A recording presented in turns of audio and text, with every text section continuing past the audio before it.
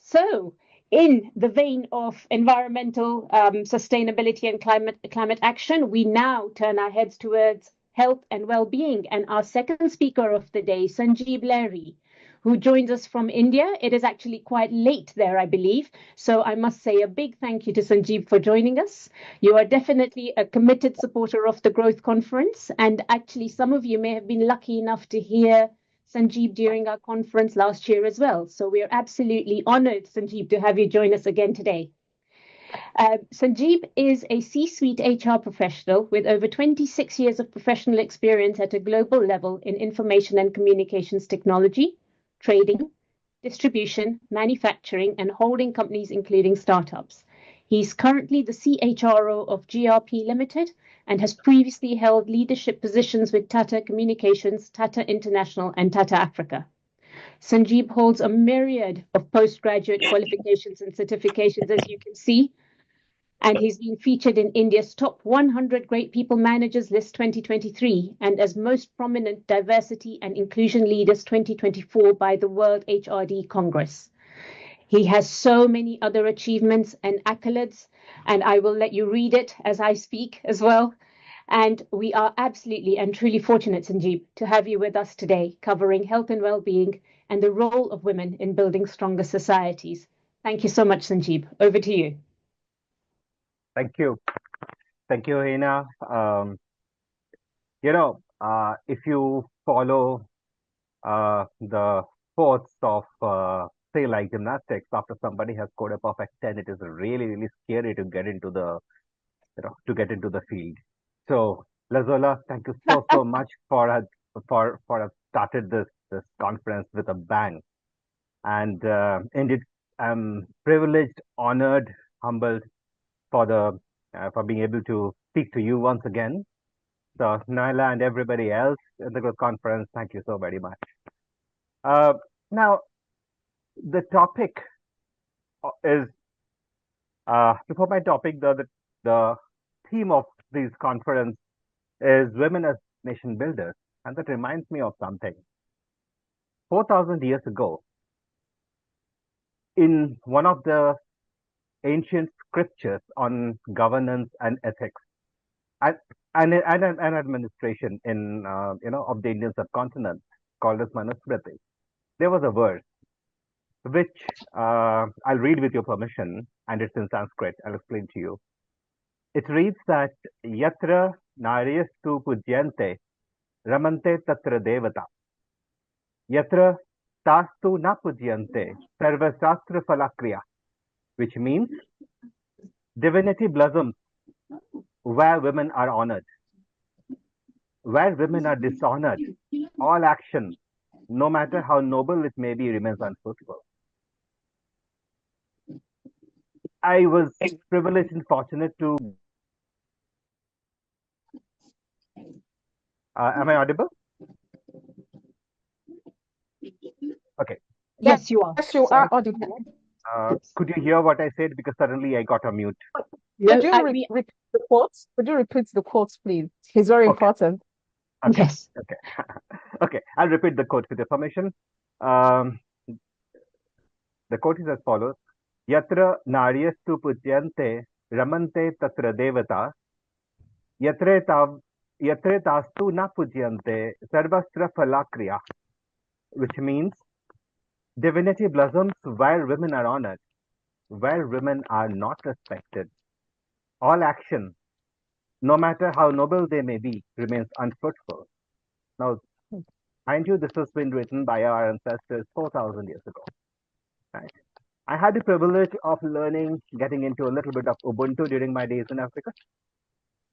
And there's something important that I hold so dear, that women, when they learn, they influence a generation. Men may be able to influence an individual. Now, no discrimination here, but isn't it true? And for whatever reasons, the theme of this year's International Women's Day was accelerate action. Right? So how what bigger dichotomy have we got it? And once I had once I learned that I need to talk about the healthcare sector, I was really very happy because I thought it's going to be the least of effort, very honestly, and I'm going to talk about very, very happy stories. Because I was studying the people, well, in one of our psychology classes, my teacher used to actually say, and I'm quoting him, he's no more, but I'm quoting him, that to err is human, but to care is woman. We were talking about the mind space and the the first impression about gender those days, long, long ago. When I look at to the when I look at the healthcare sector today across the world, and you can do any amount of Google, let me try to present some numbers to you. Uh, Probably one of the largest conglomeration of women in the service industry is healthcare. So across the world, approximately 69 to 70% of workforce of the healthcare industry is women. Okay, uh, contribution of women to the healthcare industry across the world, well, estimated at about $3 trillion US dollars annually. And this is not my estimate. This is McKinsey estimate of 23. Of 2023. I would believe that it would have grown. However, just pause here and look a little deeper. And that's why I absolutely love numbers, because they don't lie. We just said that the women population in the healthcare industry is about 70 to 80%, right? Out of which more than 90% are into the nursing staff, into the midwifery staff, and into the caregiving staff. Only 25 to 30% of the healthcare industry where our doctors are women. Point to be noted. 18 to 25% of the leadership positions in the healthcare industry are by women. Isn't that unfortunate? Lazola just spoke about, the representation of women or the misrepresentation of women in leadership positions, and being in the role that I am, my day job of handling the people function in a corporate. I face this every day. The other important part to be seen, and it's once again interesting, is about what really happens in the healthcare industry when women join. Once again, the population in the staff, in the support staff, is over 90. Look at the middle management, approximately 50 to 60%, which drastically reduces when we look at the leadership position.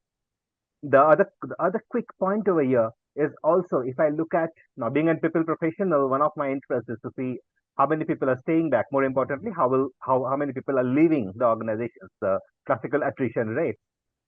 So the attrition rate of men in junior management positions within the healthcare industry is actually close to 20%. And the same for women in the leadership positions goes up beyond 25. What is it telling us? Are we really, really are we really, really focused in the industry, which is meant primarily to be, a stronghold for women for whatever reason, socially, psychologically, classically, even like like a common man's understanding? Are we really doing justice over there? So what prevents it? What are the real challenges that women face over here? Particularly, one of the things that's coming up very, very starkly, and not a very happy news, is the gender pay gap, is discrimination. And now, if I once again try to cut, slice, dice this issue of not women not being actually making into the roles where the criticality, like not too many women are actually doctors. Um, they are in support roles. Now, two things come up. One, the support roles are really not so well paid across the world, right? And the gender pay gap reported by the World Health Organization, a report of 2024, is actually saying the gender pay gap of women is minus 34% than the male colleagues. Shameful. I'm sorry, and I'm not mincing my words here, but it is. What is leading to it? Probably, if you look back to our societies, the whole it is the whole story of opportunities. Probably the opportunity.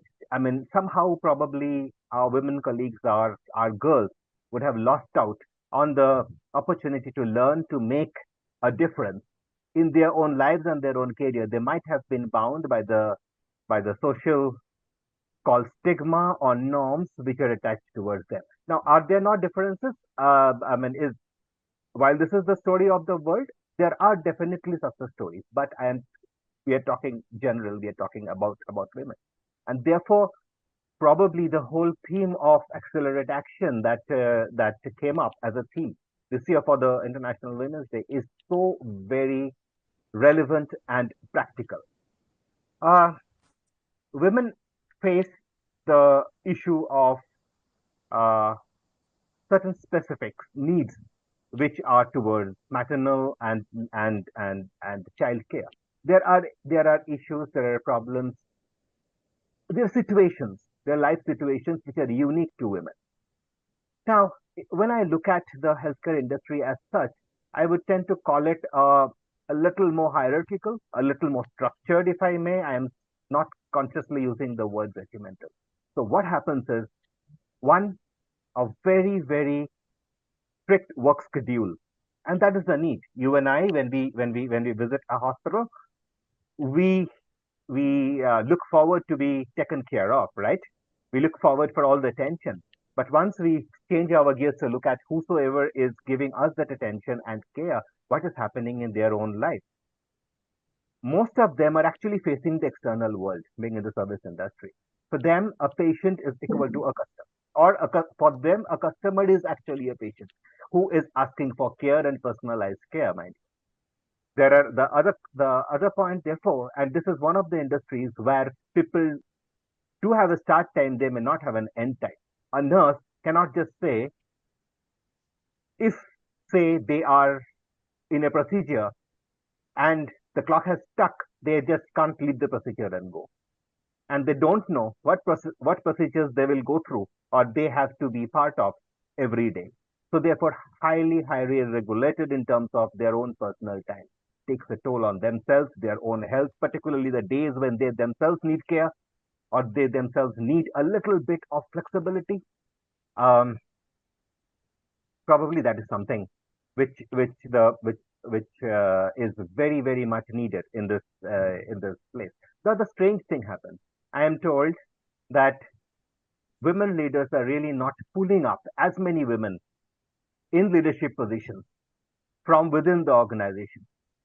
They are, and the McKinsey report of 2023 is actually saying that approximately 34 to approximately 45%, I stand corrected, of positions of from middle to senior leadership in where women are there in the healthcare sector are actually filled in by women from outside, not internal promotion. As a people professional, I would someday want to ask this question why. And the other sad part is that when women ask for the flexibility or when they need the flexibility, they are probably termed as emotionally, uh, I hate to use this term, but emotionally weak.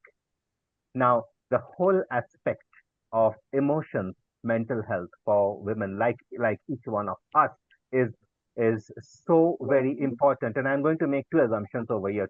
It's my own hypothesis. One is probably being the way the sector is, probably the healthcare sector has not yet caught up to the other development of flexibility that other sectors in the corporate world has done. Right. There may be reasons. I'm not taking that away, but definitely a point that the healthcare sector may want to ponder on. And the other part, I will ask this question to all my women colleagues: is that are you taking care of yourself? At times, the world may think me as a woman, as a woman to be weak emotionally. But am I so? There are enough and more studies, there are enough and more reports to prove that there may be momentary spur-ups, but resilience is something that women far, far excel than them. It is inbuilt in women. Second is in terms of being stable, I mean, the whole stability that they bring into the workforce, the whole out of the box thinking, and not to forget the whole care that they bring into the workforce is much greater than any other genders combined. So my question to all my women colleagues is, are you holding yourself back? Please introspect, right? And I would want to just share 2 cents here is I think the world is looking for the light, looking for the light of care, the light of stability, the light of the light of sustainability, and the light of resurgence from all our women colleagues. So please oil your lamp first. And whatever I said today wouldn't have been possible without the support from my teammate Riddhi, a dear friend from the UK, Dr. Idris Mohammed, and another dear friend from Cameroon, Kum Charlotte. So thank you guys for equipping me to at least have this courage to speak with all of you today. Open to questions, Hina Noela.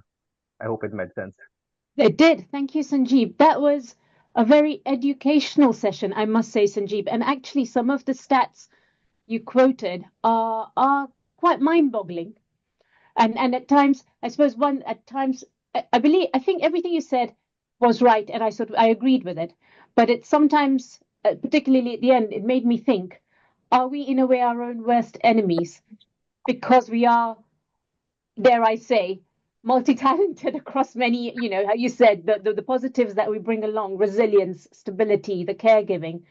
But then, yes, introspect and actually, don't hold yourself back. Go for it wholeheartedly, I think, is the message, isn't it, in one way?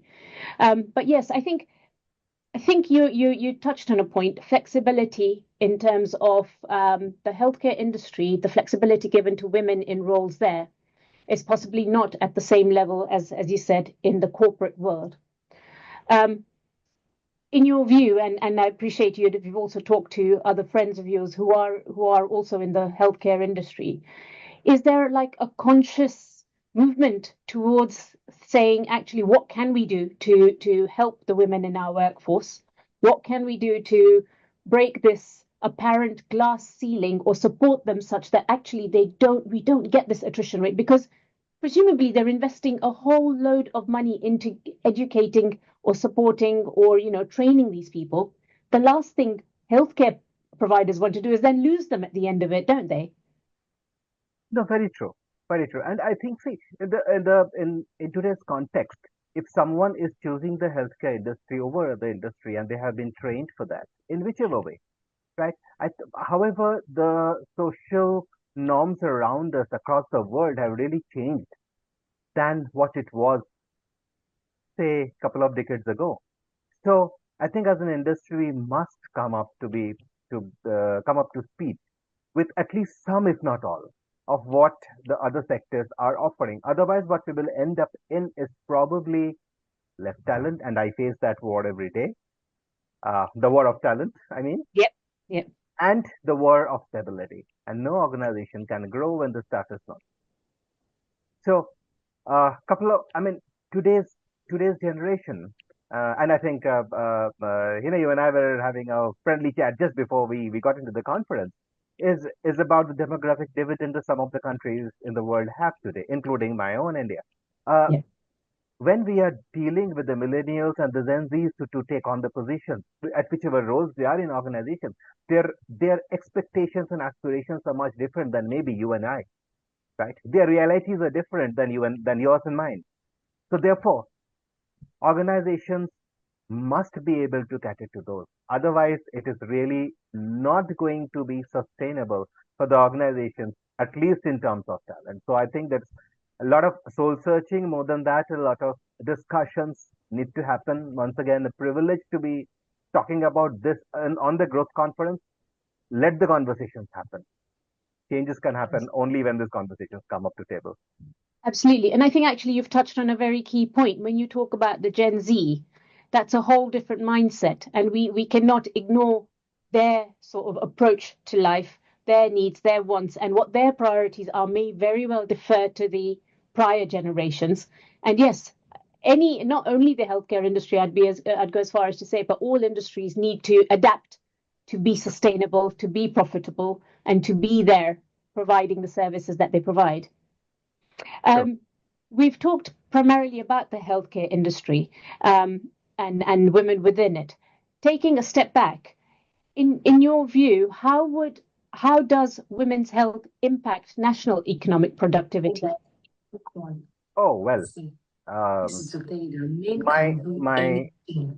when they want to do it. Sorry, I think somebody's unmuted themselves. If you don't mind muting yourselves. Thank you so much. Thank you. So see, my question on this, and I get to talk or hear or discuss this, on my everyday job.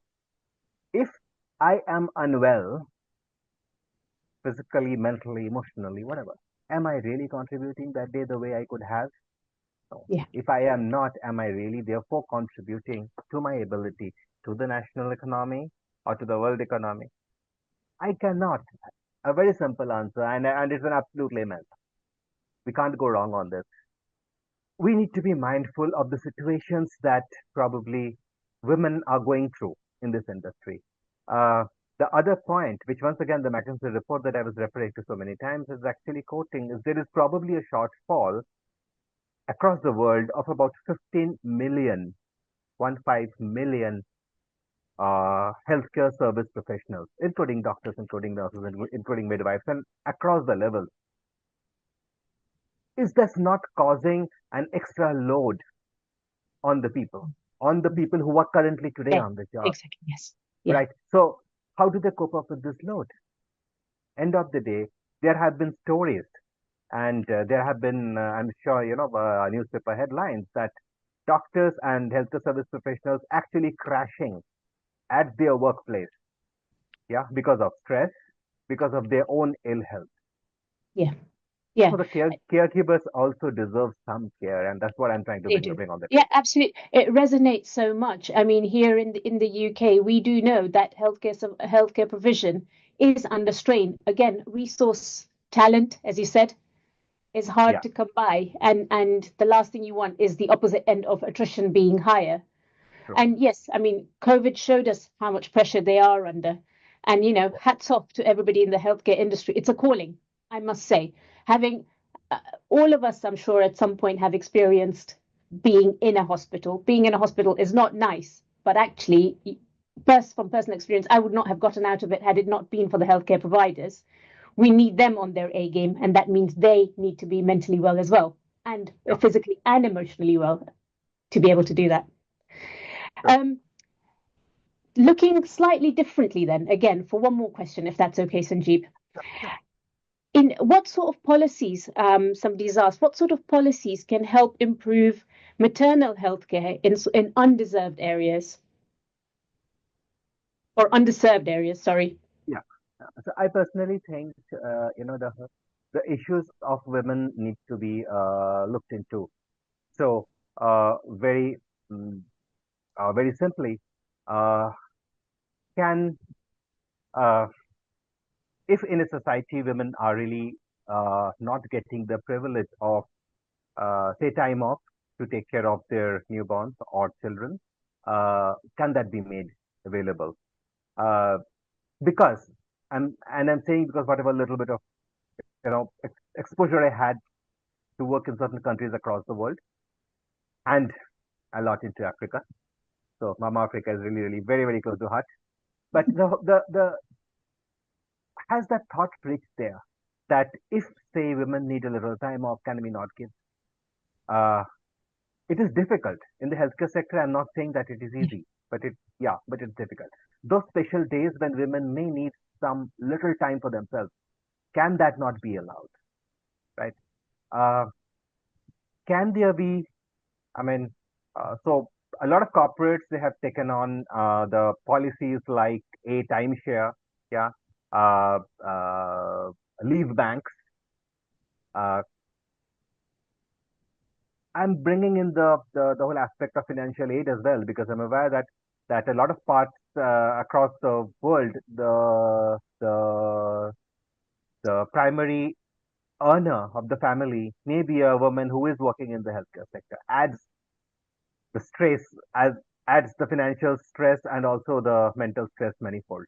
Can those be looked at? I think as a policy, if organizations, or for that matter the policymakers, are able to really get into the levels of their society, get into that level of the society that's representing the women who are in this sector, maybe know from them what they need, and gradually, you know, bring in this kind of changes, I'm sure it's going to be a very different space to work on.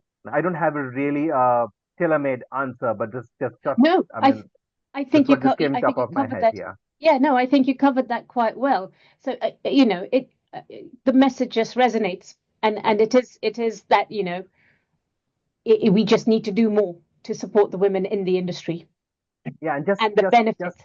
Sure. just one second, Hina, and I think we need more women representation in the policy making level and the leadership level. So therefore, urging all women to in this sector, in the healthcare sector, to really aspire for being on the top. Unless you Yeah. are on the top, yeah. I Yeah. think, as I will borrow what Lazola just said, Yeah. that Yeah. it is not only one girl or one lady coming up on the table. It's many more voices coming up over there and thoughts coming up over there, which is definitely going to make this place a better one. Yes, and I suppose that is also possible if women, to be able to do that, have the support outside of work, similar to how men have that support and have the freedom to do that. So it's Yes, getting in that sort of a position. But again, links in with what Lazola said, unity in numbers. Get to that I stage and agree. open it up for others like you is Yeah. what that, yeah. Perfect. Sanjeeb, thank you ever so much again.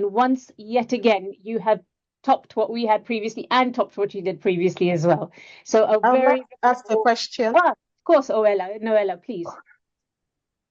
Okay, Now I'm thank you scared. so much, Sanjeev, for no. We're in this together, you know. Thank you so much for that detailed presentation. I was launched out by network. I don't know what question was asked, but when I was not around, but I just wondering, how can men, you gave the statistics of women in the chat in the healthcare industry and the position that women occupy, the leadership position. I mean, it's such a little percentage, you know. How can men actually help women in this? I don't want to call it a fight, it's not a fight, but this mission to have as many women as possible in leadership roles in the healthcare industry. Because, we cannot do this all by ourselves. We need those who are already at the table to also make way for us at the table. How can men who are already advocates for women help us to get other men who are still patriarchal in thinking to just open up these leadership roles? Because it's not like women are not qualified. It's not like we're not qualified. We're either tagged emotional, or we are tagged too busy with home affairs, or too weak, or too this, or too that. I mean, all these things are just mere reasons to get us not to sit at the table of decisions, where we can actually influence decisions that affect us, affect our well-being as well. How can men help us? What can men do to help us? We don't want to do this alone, and we know we can't even achieve it alone. How can the men help us, please? Thank you for this question, Naila. And um, I think today's decision makers in the healthcare industry, who are primarily men once again, need to adopt something that we call as as affirmative action. Now, how does affirmative action work? It's basically, can I say that if I have a position to fill in, and I have equally qualified female candidates. Probably I should be, I'm trying to find a word. I don't want to use the word forced to offer that position to the female candidate. So basically, within best amongst equals, I will choose a lady for that. And here, once again, these decisions needs to come from the policymakers. Now, certain, like for example, I know the triple B double E in South Africa, as we do, and there are certain reservations which are there for certain demographies in other parts of the world, right? I think some of those may need to come into the healthcare sector. Once again, there cannot be a compromise in terms of probably the qualification or ability to take up a leadership role, because that is going to be a disaster. But whenever I have a candidate, can I choose a lady? And consciously, it is not being it is not being discriminatory against the men. I'm never saying that. But unless we open up a few doors which has not been opened, the field will not be a level playing one. And I think the men in the leadership positions in this industry can probably act as mentors, can probably act as guides to be creating more women leaders, decision makers within this industry. The Great. third aspect that should not be forgotten is about the whole social aspect. So whatever we may be able to do at work, I think certain norms in the society, like um, like say, childcare is a woman's responsibility, which is fading in nuclear families. In, say, for example, in cities that are rapidly growing, like the one where I live, Mumbai, lot of nuclear families. I better change the nappy when I need it, when it is needed.